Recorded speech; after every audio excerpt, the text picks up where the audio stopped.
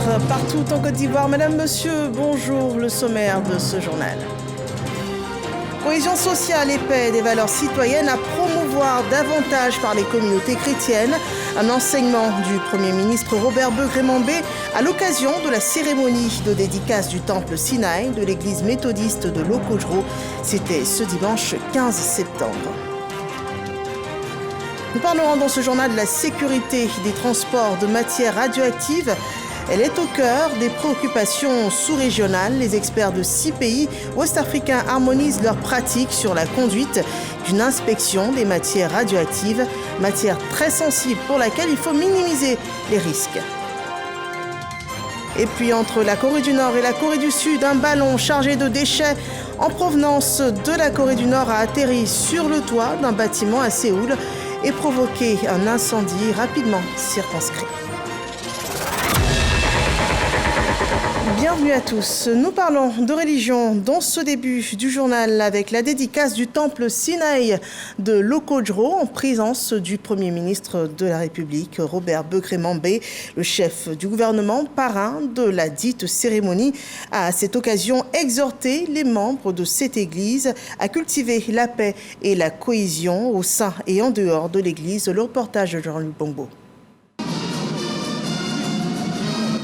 Jour d'allégresse et de joie, ce dimanche 15 septembre à Lokodro, le temple Sinaï de l'église méthodiste de ce quartier de la commune d'Atekoubé est officiellement consacré en présence du Premier ministre Robert Begré-Mambé.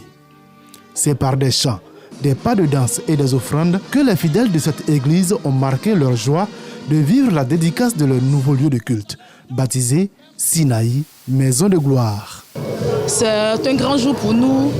Et aussi, c'est une grande joie pour nous aussi parce que j'étais à l'école primaire lorsque on a commencé la fondation. Et aujourd'hui, 46 ans par la grâce de Dieu, je participe à la dédicace de ce temple. C'est un honneur. On a beaucoup bataillé par la prière, par nos dons.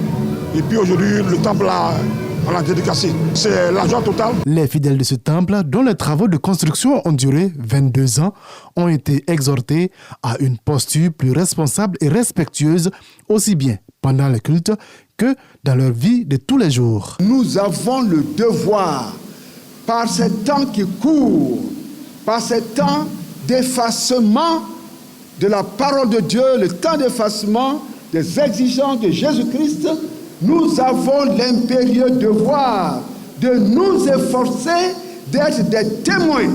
Le président de l'église méthodiste de Côte d'Ivoire a invité les membres de la communauté à veiller à l'entretien de ce temple, désormais fierté et symbole de paix dans la commune d'Atekoubé. Partout où une église est bâtie, dans une commune, dans une cité, nous éloignons les germes de la division. Nous éloignons les germes de l'incompréhension. Nous renforçons la fraternité et l'amour.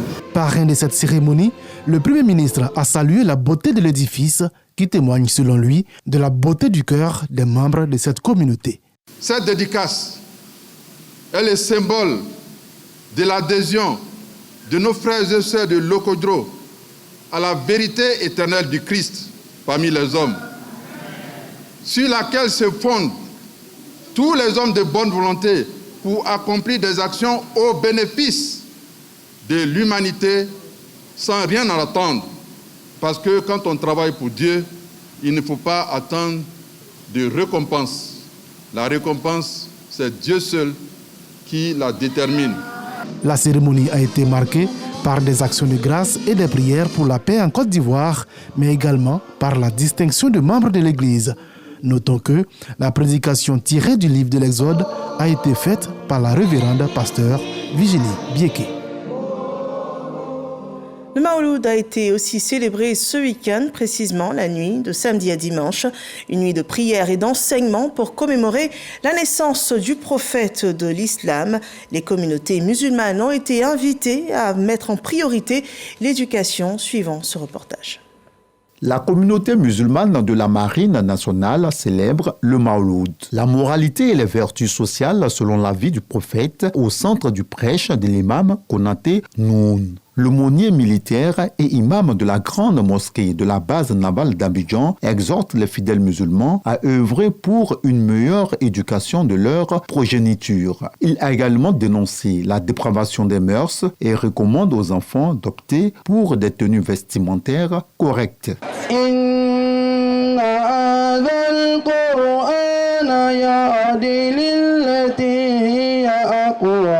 Non loin de la grande mosquée de Koumassi, l'organisation non gouvernementale SECOC soutient aux enfants du centre orphelinat Konaté Akokagbe commémore la naissance du prophète de l'islam. Le thème choisi ici est axé sur la paix et le vivre ensemble. Le conférencier de cette nuit, l'imam Konaté, exhorte la jeunesse à marcher selon les prescriptions de la religion musulmane, à savoir adopter un comportement exemplaire, faire du bien autour de soi, se départir de l'alcool et de la drogue, ainsi que travailler honnêtement pour gagner son pain quotidien. Une lecture du Saint-Coran a été ponctuée avec des bénédictions et prières pour le renforcement de la paix en Côte d'Ivoire. Également émis des vœux de santé pour le président de la République, Alassane Ouattara.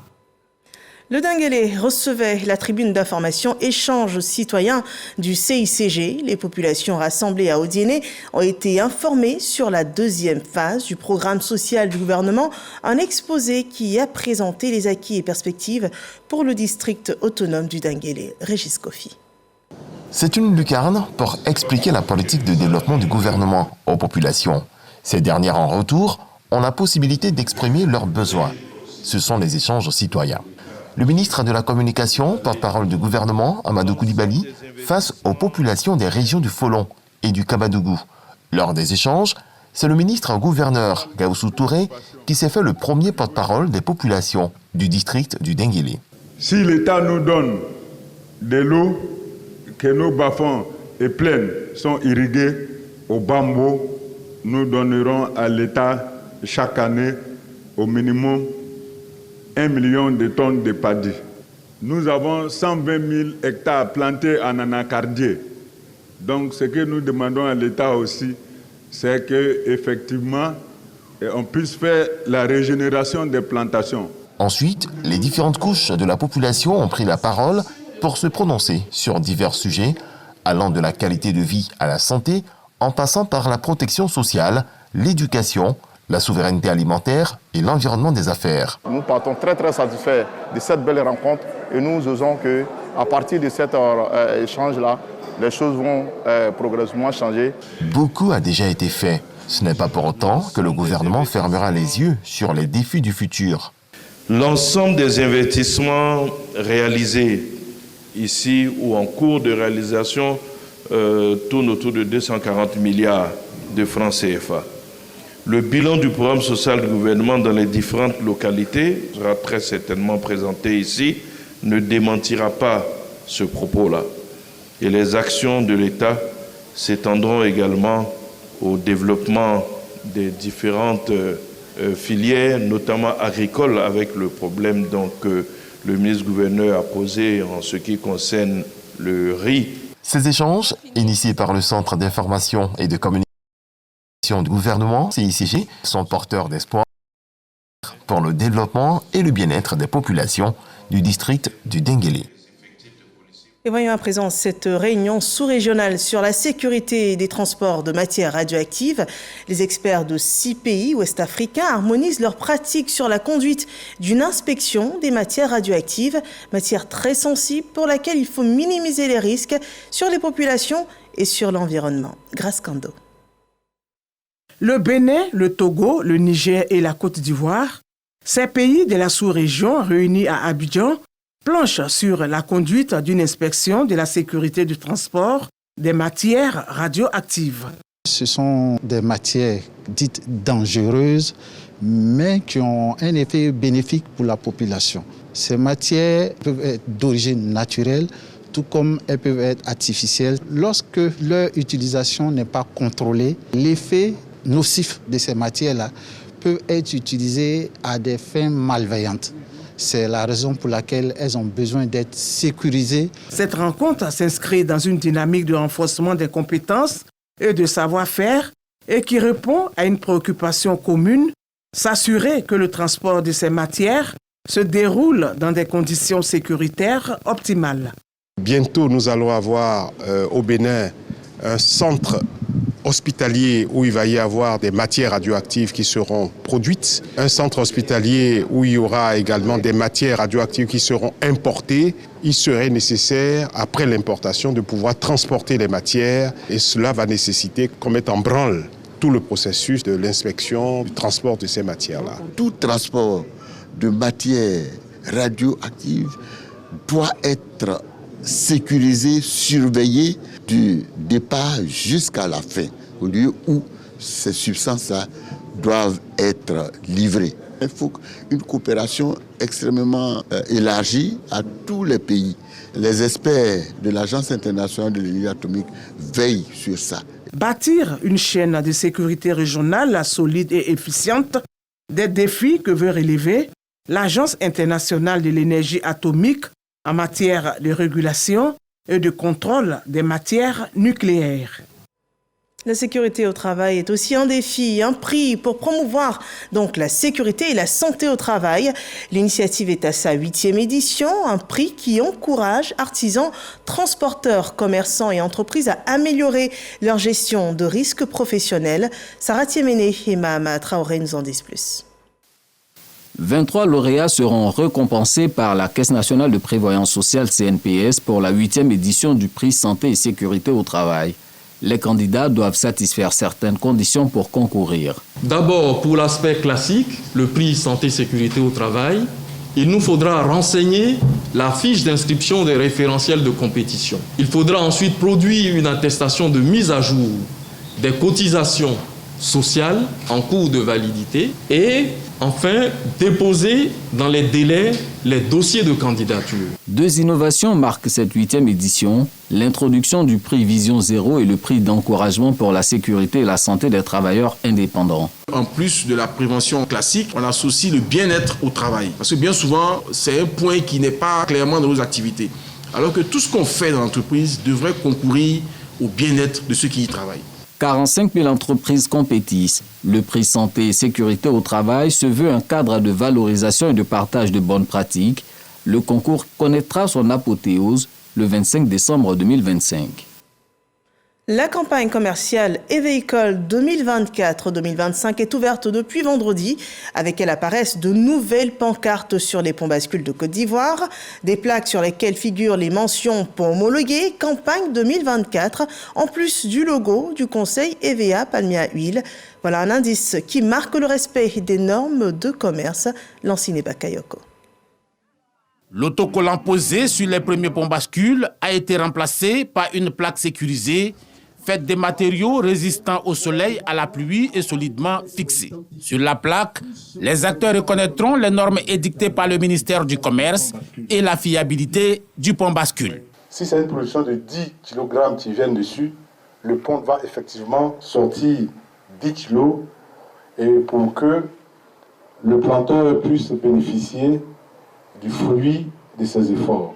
Donc, à partir d'aujourd'hui, il ne faudra livrer votre production que sur des ponts homologués. Du 4 au 18 septembre, au total, 1184 plaques seront posées sur les ponts bascules homologués en Côte d'Ivoire. Nous allons vous inviter à vous approprier les différents outils qui ont été mis en place. Le conseil est créé pour permettre d'améliorer le fonctionnement des activités de l'EVA et du Palmier en Côte d'Ivoire. Dans le cadre de ces missions de régulation, le conseil EVA Palmier à Huile a mis en place 4 outils pour permettre une bonne commercialisation de l'EVA. La carte pisteur, le pont bascule, la fiche de transfert et le bon de livraison-réception.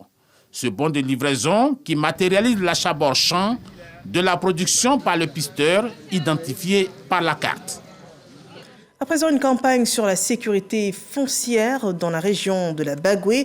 Les populations sont informées sur les nouvelles réformes d'acquisition de terrain et sur la sécurisation de leurs propriétés. Siekwasi et Didier Nguessan. Katié Bellet, le directeur régional de la construction de Boundiali, compte les constructions anarchiques dans la ville. L'activité s'inscrit dans le cadre des journées portes ouvertes organisées pour informer et sensibiliser les populations sur les questions foncières en Côte d'Ivoire. Le ministre a donné une période transitoire pour la mise en œuvre de la DU. Donc d'ici là, nous invitons toute la population de Boundiali à venir avec leurs anciennes attestations, voire les amener vers la DU. Et aussi inviter toutes les populations de Boundiali, ceux qui entreprennent les constructions sans permis de construire, à venir à ce qu'on leur explique la procédure légale pour entamer une construction. Ces chantiers ne respectent pas les procédures de construction en vigueur dans le pays. Le phénomène prend de l'ampleur dans la Bagoué. Le préfet de région a saisi l'occasion pour sonner la fin de la récréation. C'est un message qui s'adresse à tout le monde, à ceux qui ont acquis des biens depuis la création de la sous-préfecture jusqu'à aujourd'hui, pour qu'ils puissent mettre à jour les documents qu'ils ont en leur possession. Les nationaux même qui sont les premiers propriétaires de ces terrains-là aient toutes les informations nécessaires pour la bonne gestion et pour éviter les conflits qui pourraient naître de la gestion de du foncier urbain. Les journées portes ouvertes à Boundiali sont à leur première édition. Au cours de ces journées, la question de la nouvelle attestation de droit d'usage coutumier sera au cœur des expositions dans les stands. Cette réforme est entrée en vigueur depuis le 1er juillet 2024 partout en Côte d'Ivoire. Information cette fois en direction des professionnels de la santé qui sont formés à la prise en charge de malades des cancers du sein, du col de l'utérus et de la prostate. Une formation destinée à 89 prestataires de santé et assistants sociaux. Le reportage de Khaled Diomandé. Les cancers de la prostate, du sein et du col de l'utérus sont les plus fréquents en Côte d'Ivoire, soit 48,1% des cas de cancer enregistrés, selon le rapport Globocan 2022. Pour changer la donne, le Programme national de lutte contre le cancer et la CECI, Coalition des entreprises de Côte d'Ivoire contre le sida, le cancer et les maladies émergentes, mise sur la formation. Prestataires de santé et assistants sociaux sont édifiés sur la prévention et la prise en charge des cancers du sein, du col de l'utérus et de la prostate. Il est crucial pour nous de pouvoir sensibiliser nos différentes entreprises pour que ces entreprises soient conscientes de l'impact du cancer au niveau de la Côte d'Ivoire, pour que des dispositions soient prises, qu'il y ait une sensibilisation et un dépistage précoce. On se rend compte que cette pathologie-là a une incidence non seulement économique, mais physique par rapport non seulement aux employés, mais également des personnes qui dépendent d'elles. Nous espérons que les médecins, la CECI ou les assistants sociaux sauront quel examen il faut prescrire pour la prévention, quel examen il faut prescrire pour le diagnostic et quel examen il faut prescrire pour le suivi des pathologies, pour éviter qu'on fasse des prescriptions qui ne soient pas pertinentes. Ce programme de renforcement de capacité est jugé fort enrichissant par les bénéficiaires. Je sors vraiment enrichi de cette conférence-là. C'est important pour nous, les professionnels de la santé, de pouvoir chaque fois se ressourcer afin de pouvoir mettre en lumière ce fléau qui est le cancer qui dévaste de plus en plus. Et surtout pouvoir insister dans nos entreprises sur la prévention. Plus le dépistage est fait, mieux le traitement est facile et la guérison est possible.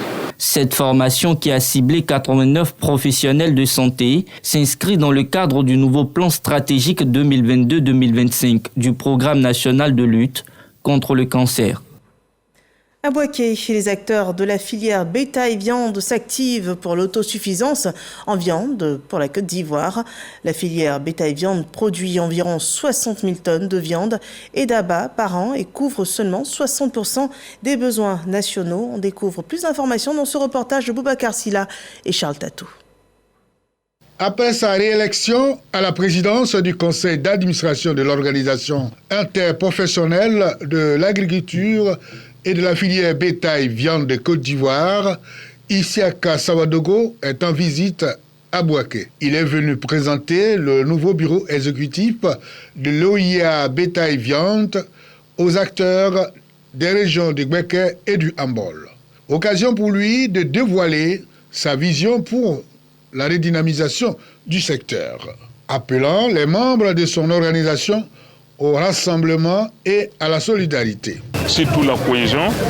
Ensuite, on va attaquer le problème de vol de baies et on va vraiment chercher à développer de l'élevage pour qu'ensemble on puisse faire quelque chose de bon.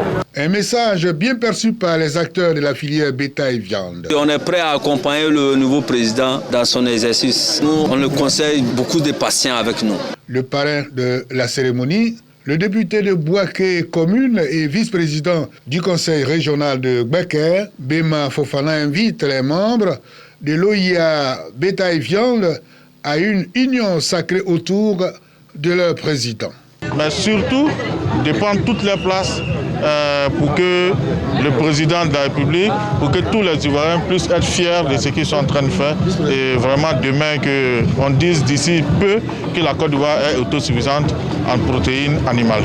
Le président de l'organisation interprofessionnelle de l'agriculture et de la filière bétail-viande de Côte d'Ivoire est élu pour un mandat de 5 ans.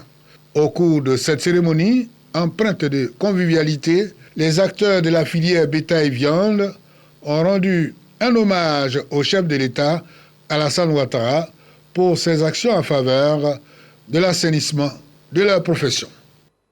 Un sujet gourmand à présent, le salon des épices et condiments.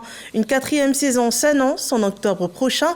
Les acteurs et distributeurs de la chaîne de valeur des produits liés aux épices présenteront leur ambition de parvenir à une production durable. Yves Niazalé et Moussa Konaté. La 4e édition du Salon international des épices et condiments se tiendra du 9 au 13 octobre à Abidjan. Ce rendez-vous annuel va réunir producteurs, distributeurs et passionnés de cuisine. Aussi, faire découvrir la richesse des épices ivoiriennes. Les principales innovations, c'est déjà une conférence scientifique que nous allons organiser en partenariat avec le Centre suisse de recherche scientifique et les autres partenaires. Il y a également un concours culinaire qui sera axé sur une région particulière de la Côte d'Ivoire qui est le Gontougo. Il y aura également un plus grand nombre de participants. Nous avons augmenté le nombre de stands disponibles. Donc on s'attend à ce qu'on ait un peu plus de personnes également pour cette édition de 2024. Durant 4 jours, des exposants vont dévoiler leur production. Pour cette productrice locale, ce salon représente bien plus qu'une vitrine. Les épices améliorent la santé humaine. Venez pour découvrir les vertus nutritionnelles de ces épices et condiments du territoire ivoirien. Et d'ailleurs, cette 4e édition s'articulera autour du thème « Épices et qualité vers une production durable et une consommation responsable ». Des perspectives d'avenir pour l'Afrique ont émergé de la pensée d'un auteur, Touré Fini, dans son œuvre littéraire « L'Afrique de demain, entre leadership et innovation ». Les pages de ce livre ouvrent la réflexion sur les opportunités du continent africain. Le reportage de Patricia Chowol et Godefroy Okambawa. L'Afrique entre leadership et innovation. C'est le premier livre de Traoré Wodjo Fini. L'auteur invite les Africains à explorer les horizons audacieux et affronter les défis aussi complexes que divers et saisir les opportunités dont regorge notre continent. L'Afrique est le berceau de l'humanité. Malheureusement, nous avons perdu le contrôle du développement. Qu'un défi est lancé aux intellectuels africains et ivoiriens de se mettre ensemble, d'être motivés, d'avoir une vision sur l'avenir. Donc lancer un appel aux dirigeants, la vision, être audacieux, équiper sa population, former les jeunes et les femmes.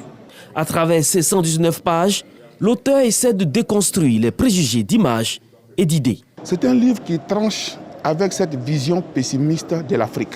Il s'est trouvé qu'aujourd'hui, avec Traoré Wodjo, l'Afrique a des raisons d'espérer.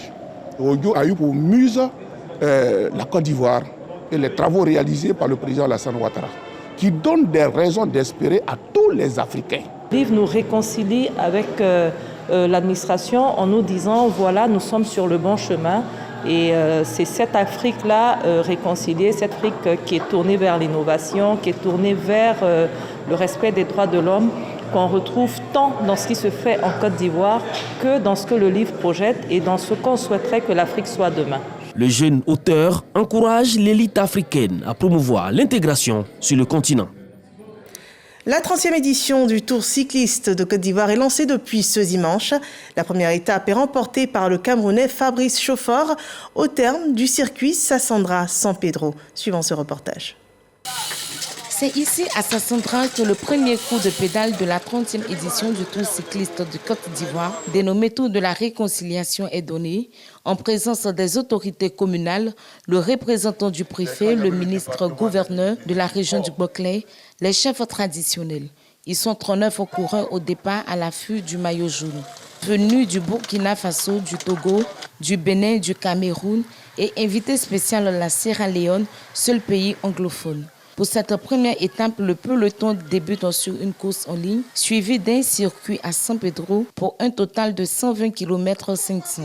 Le Camerounais chauffeur Fabrice arrache la première étape en 3h04 12 secondes, soit 39 km/h, avec la meilleure échappée. Rawende Mokaïna du Burkina Faso s'adjuge la deuxième place. Diamoutene Timoko du Mali ferme le podium. Satisfait parce que nous avons pu démarrer comme vous l'avez dit. Effectivement, c'était toute une pression. Il fallait que nous fassions démarrer le tour. Les conditions n'étaient pas vraiment réunies à 100%, mais il fallait quand même partir. Nous sommes partis, Dieu merci, il n'y a pas eu d'incident grave. Nous avons donc pu achever ici à San Pedro la première étape avec une belle victoire du Cameroun. Il y avait assez du vent, j'ai tout donné, j'ai dit je ne baisserai pas les bras. Et par la grâce de Dieu, j'ai traversé la ligne.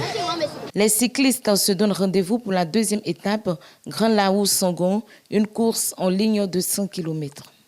Et rendez-vous donc avec RTI Sport pour le prochain compte-rendu sur ce tour cycliste. Voyons ce deuxième rendez-vous de Africa Summit. Il s'agissait de réfléchir sur l'intelligence artificielle comme levier de croissance. Victorine Oyobo nous en dit plus. Se positionner comme une entreprise performante aujourd'hui rime avec une maîtrise de la technologie, mieux de l'intelligence artificielle. Où en sont les entreprises ivoiriennes? Quels sont les mécanismes susceptibles d'accélérer cette transformation numérique? La réflexion est menée au Choiseul Africa Summit, rendez-vous des chefs d'entreprise. Quand on est un chef d'entreprise, on a le nez sur le guidon. On n'a pas le temps finalement de penser un peu les améliorations technologiques et la façon de les intégrer au sein de notre activité au quotidien. Donc l'idée, c'est de permettre aux dirigeants de mieux comprendre l'environnement, mieux comprendre un peu les bonnes pratiques pour faire en sorte que demain, les entreprises ivoiriennes soient beaucoup plus productives et efficaces. Le patronat ivoirien croit en la capacité des entreprises nationales à capter les avantages de l'intelligence artificielle et du digital en général, sans toutefois passer par les différentes étapes franchies par l'Occident. Le taux de pénétration de la téléphonie mobile en est un exemple. La digitalisation a permis et va permettre encore de faire des sauts dans le temps à nos économies et à nos entreprises. C'est un levier qu'il faut utiliser. Le président Cissé a vraiment voulu qu'on s'engage résolument dans la voie de l'intelligence artificielle, tout comme l'ont fait ses prédécesseurs. Le cap est donné pour les entreprises ivoiriennes et africaines, désireuses de rivaliser avec celles du reste du monde en ce 21e siècle. Mais avant, il faut une synergie régionale, voire continentale, pour financer les infrastructures numériques dont le secteur privé a besoin, comme le pensent les panélistes au Choiseul Africa Summit. L'actualité hors de nos frontières, l'Alliance des États du Sahel a 1 an.